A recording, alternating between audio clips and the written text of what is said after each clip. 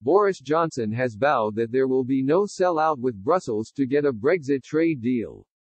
At the beginning of a week which Downing Street sources have described as the last hurrah in the talks with the EU, sources close to the Prime Minister have made it clear that there will be no prospect of abandoning the government's key principles. There was a positive sign that deals can be done with Europe as Home Secretary Priti Patel pulled off an historic agreement to tackle illegal migrants crossing the English Channel.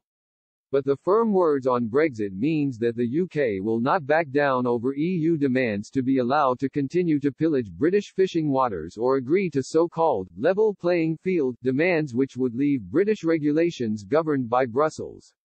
The hard line came as British negotiator Lord Frost and the EU's Michel Barnier met yesterday in London to start a last intensive round of negotiations. However, even as the negotiating teams sat across the table from one another, senior Tory MPs and newly elected ones from the former Labour Red Wall seats made it clear that the Prime Minister will face Amahor rebellion if he betrays the referendum vote. Writing for the Sunday Express, former Conservative leader Sir Ian Duncan Smith urged Mr. Johnson to embody the spirit of Henry V in the talks. Quoting from Shakespeare's play of the conquering English king, he said, "Boris must imitate the action of the tiger, stiffen the sinews, summon up the blood, disguise fair nature with hard-favored rage, and win." He added, "A real Brexit, of the kind I support, the public supports, and, yes, Boris supports, will help get us back on our feet by freeing us from the dead hand of the EU and enabling us to make our way in the world again with our heads held high." He added that the people of this country voted to leave because they wanted to restore what they regard as our ancient birthright, sovereignty, the right to govern ourselves in our own country, especially a country with the long and glorious past of Britain.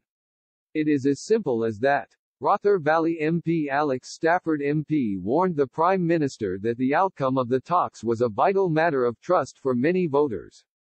He said, "Millions of Brits put their trust in the Conservative Party at the last election. Our manifesto made it clear that a Conservative government would take the whole country out of the EU as one united kingdom.